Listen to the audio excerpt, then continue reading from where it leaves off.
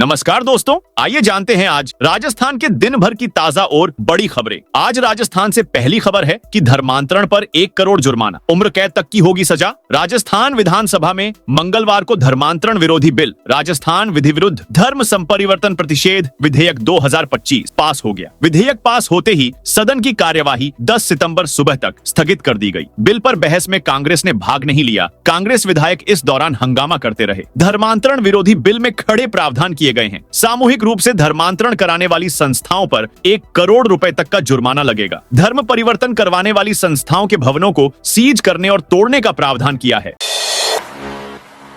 राजस्थान में टैबलेट्स पर होंगे भर्ती एग्जाम। राजस्थान कर्मचारी चयन बोर्ड RSMSSB अध्यक्ष आलोक राज का कहना है, राजस्थान में टैबलेट्स पर भर्ती एग्जाम होंगे। इसके लिए IIT कानपुर और IIT मद्रास के साथ मिलकर परीक्षण चल रहा है। जल्द ही पॉजिटिव रिजल्ट सामने आएंगे। आलोक राज बीकानेर कलेक्ट्रेट परिसर में 19 से 21 सितंबर तक होने वाली ग्रेड 4 की परीक्षा की तैयारी के संबंध में हुई बैठक में शामिल होने आए थे। उन्होंने उम्मीद जताई कि पहले 5000 फिर 10,000 स्टूडेंट्स के एग्जाम टैबलेट्स पर लेना शुरू कर देंगे, जिसे बढ़ाते जाएंगे। धर्मांतरण रोकने के विधेयक का VHP ने किया स्वागत। प्रदेश में राज्य सरकार की ओर से विधानसभा में मंगलवार को राजस्थान विधि विरुद्ध धर्म संपरिवर्तन प्रतिषेध विधेयक 2025 धर्मांतरण विरोधी CFI पारित किया गया। इसको लेकर विश्व हिंदू परिषद की ओर से इसका स्वागत किया गया है। VHP के केंद्रीय संगठन महामंत्री मिलिंद परांडे ने बताया कि इस विधेयक में धर्मांतरण रोकने के लिए कठोर प्रावधान किए गए हैं। यह कानून आमजन की भावनाओं के अनुरूप है। अब इससे जबरन व गुपचुप तरीके से होने वाले धर्मांतरण पर रोक लग सकेगी। मेवाड़ के सांवलिया सेठ मंदिर में 28 करोड़ का छड़ावा। मेवाड़ के कृष्णधाम श्री सांवलिया सेठ जी मंदिर में मंगलवार को गिनती के आखिरी 9वें चरण में कुल 22,12,206 रुपए निकले। वहीं सोमवार और मंगलवार को मिलाकर 8वें और 9वें चरणों में कुल 39,62,000 रुपए निकले। 206 रुपयों की गिनती की गई। इससे पहले के 7 चरणों में कुल 23 करोड़ 22,50,000 रुपए की गणना हो चुकी थी। इस तरह मंदिर के भंडार से अब तक कुल 23 करोड़ 60,12,206 रुपए प्राप्त हुए हैं। इसके अलावा भक्तों ने ऑनलाइन माध्यम से भी बड़ी मात्रा में दान दिया है। ऑनलाइन डोनेशन से 4 करोड़ 75,23,304 रुपए प्राप्त हुए हैं। इस तरह मंदिर को इस बार कुल मिलाकर 28 करोड़ 37,45,510 रुपए की राशि प्राप्त हुई है। यह भक्तों की गहरी आस्था और मंदिर के प्रति समर्पण को दर्शाता है।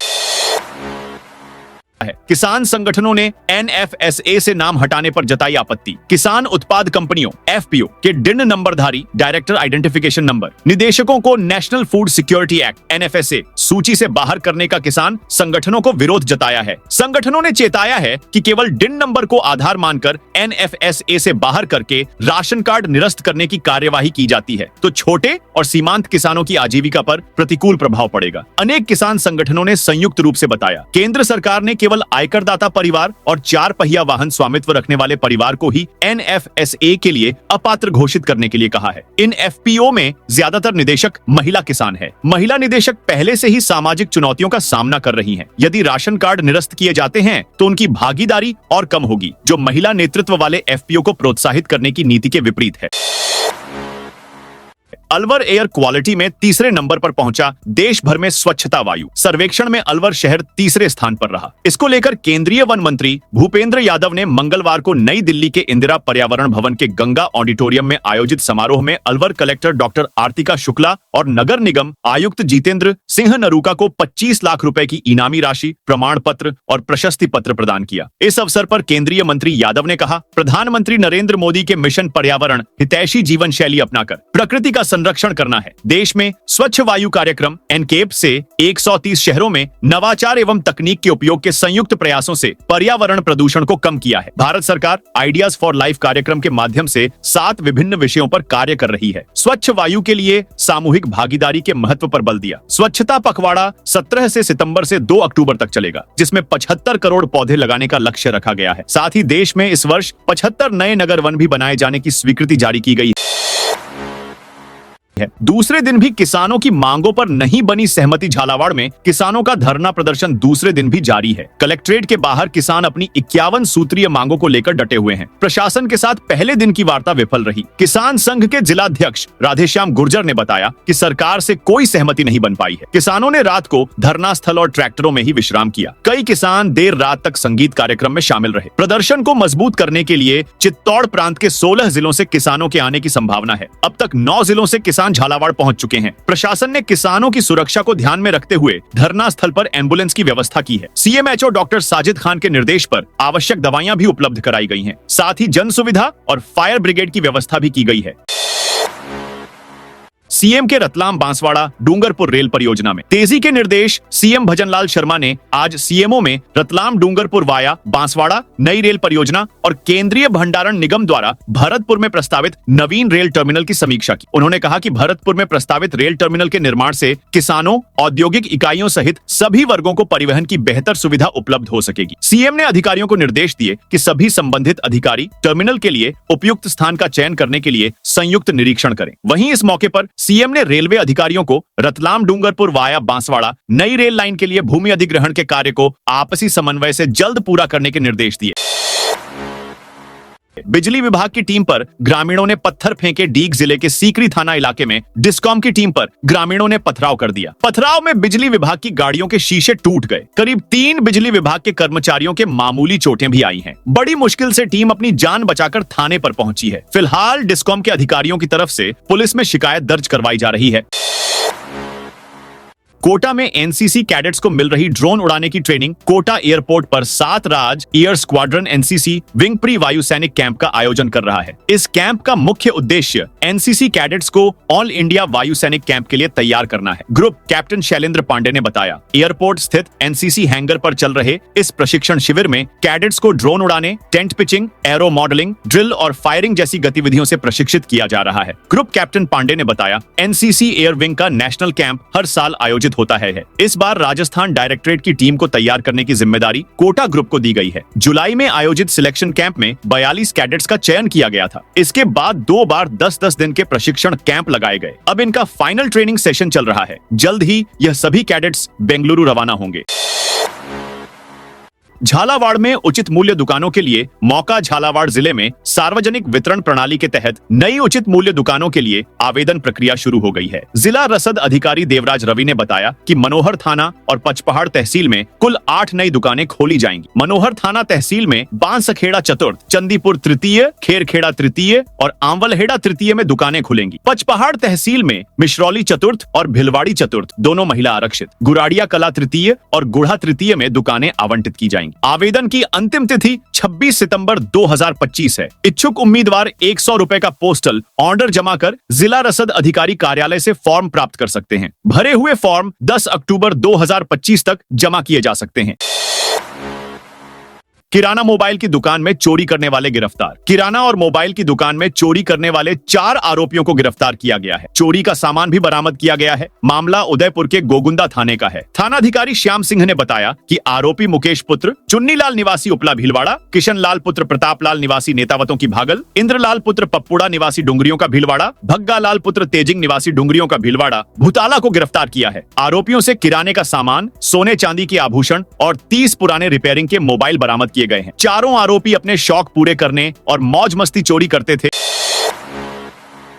मनरेगा, फसल मुआवजा और एमएसपी की मांग। हनुमानगढ़ में भारत की कम्युनिस्ट पार्टी मार्क्सवादी, सीटू और अखिल भारतीय किसान सभा 18 सितंबर को जिला कलेक्ट्रेट के सामने संयुक्त प्रदर्शन करेंगे। मंगलवार को सर्किट हाउस में इन संगठनों की बैठक हुई। प्रदर्शन में मनरेगा कार्य शुरू करने, बारिश से हुए नुकसान का मुआवजा देने और फसल बीमा क्लेम के भुगतान की मांग की जाएगी। साथ ही धान, मूंग सहित अन्य फसलों की एमएसपी पर खरीद की मांग भी रखी जाएगी। प्रदर्शनकारी मजदूर कोड और स्मार्ट मीटर का विरोध भी करेंगे। पूर्व विधायक बलवान पूनिया ने बताया कि टैरिफ में 15% कमी और कॉटन आयात पर छूट के कारण सीसीआई नरमा की खरीद में आनाकानी कर सकती है। उन्होंने मांग की कि सीसीआई नरमा की खरीद करे। अत्यधिक बारिश से खराब हुई नरमा फसल को भी सामान्य प्रक्रिया से खरीदा जाए। बाल विवाह रोकने के लिए जिला स्तरीय बैठक। झालावाड़ में बाल विवाह रोकने के लिए मंगलवार को मिनी सचिवालय में महत्वपूर्ण बैठक आयोजित की गई। अतिरिक्त जिला कलेक्टर अभिषेक चारण की अध्यक्षता में हुई इस बैठक में कई अहम निर्णय लिए गए। अतिरिक्त जिला कलेक्टर ने अक्षय तृतीया और पीपल पूर्णिमा जैसे विशेष अवसरों पर विशेष अभियान चलाने के निर्देश दिए। उन्होंने जिला और ब्लॉक स्तर पर कार्यरत विभिन्न समूहों को सक्रिय रहने के निर्देश दिए। इनमें महिला समूह, स्वास्थ्य कार्यकर्ता, आंगनबाड़ी कार्यकर्ता, महिला सुरक्षा सखी, साथिन और ग्राम विकास अधिकारी शामिल हैं। सोने की कीमत पहली बार पहुंची 1,12,000। अंतरराष्ट्रीय बाजार में जारी उठापटक का असर कीमती धातुओं की कीमत पर नजर आ रहा है। इसके बाद राजस्थान में मंगलवार को स्टैंडर्ड सोने की कीमत ने सभी रिकॉर्ड तोड़ दिए हैं। सर्राफा बाजार में 10 ग्राम सोने की कीमत बढ़कर 1,12,000 रुपए के शिखर पर पहुंच गई है। वहीं चांदी की कीमत 1,28,000 के आंकड़े को पार कर गई है। सर्राफा व्यापारियों के अनुसार अगले कुछ दिनों में कीमती धातुओं की कीमत में और तेजी आने की प्रबल संभावना है। झालावाड़ में बेसहारा पशुओं पर नगर परिषद का एक्शन। झालावाड़ नगर परिषद ने सड़क दुर्घटनाओं को रोकने के लिए एक महत्वपूर्ण कदम उठाया है। परिषद 10 सितंबर से सड़कों पर घूमने वाले बेसहारा पशुओं को पकड़ने का अभियान शुरू करेगी। नगर परिषद आयुक्त नरेंद्र मीणा ने पशुपालकों को निर्देश दिए हैं। उन्होंने कहा कि सभी पशुपालक अपने पशुओं को अपने परिसर या बाड़े में ही रखें। सार्वजनिक स्थानों पर पशु छोड़ने पर उन्हें जब्त कर लिया जाएगा। पशुपालकों के खिलाफ राजस्थान नगरपालिका अधिनियम 2009 के तहत कानूनी कार्रवाई की जाएगी। साथ ही चारा विक्रेताओं को भी सार्वजनिक स्थानों पर चारा बेचने से रोका गया है। उन्हें केवल गौशाला में ही चारा बेचने की अनुमति होगी। नियम तोड़ने वाले विक्रेताओं का चारा जब्त किया जाएगा और उन पर कानूनी कार्रवाई की जाएगी। भरतपुर में 7 ड्रेन से होगी बरसाती पानी की निकासी। भरतपुर विकास प्राधिकरण अब जल भराव की समस्या से परमानेंट निजात दिलाएगा। बीडीए द्वारा शहर में 40 से 50 करोड़ की लागत से ड्रेन बनाएगा। ड्रेन बनाने के लिए बीडीए ने जगहों को भी चिन्हित कर लिया है। इसके अलावा बीडीए नवरात्रि और दीपावली के मौके पर 50 से 60 प्लॉट की नीलामी करेगा।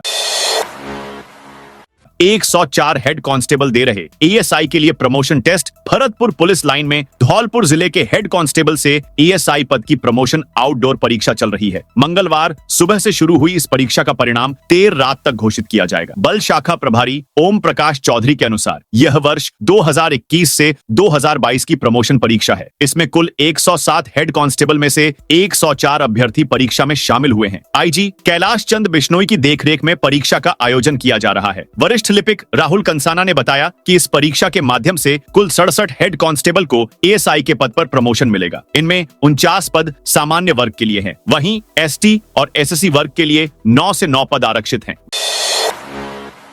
वीएमओयू में प्रवेश की अंतिम तिथि बढ़ी। वर्धमान महावीर खुला विश्वविद्यालय वीएमओयू कोटा ने अकादमिक सत्र जुलाई 2025 के लिए प्रवेश की अंतिम तिथि 15 सितंबर तक बढ़ा दी है। छात्र स्नातक, स्नातकोत्तर, डिप्लोमा व सर्टिफिकेट सभी पाठ्यक्रमों में प्रवेश ले सकते हैं। डीडवाना क्षेत्रीय केंद्र की समन्वयक डॉ मनीषा गोदारा के अनुसार यह दूरस्थ शिक्षा का सुनहरा अवसर है। स्टूडेंट्स यूजी, पीजी व डिप्लोमा पाठ्यक्रमों में ऑनलाइन प्रवेश ले सकते हैं। डिजिटल सामग्री लेने वाले छात्रों को फीस में 15% की छूट मिलेगी। महिला विद्यार्थियों की फीस का पुनर्भरण राज्य सरकार करेगी। तो दोस्तों, यह थी आज राजस्थान की बड़ी खबरें। आप इस वीडियो को कौन से जिले से देख रहे हैं, उस जिले का नाम बताइए।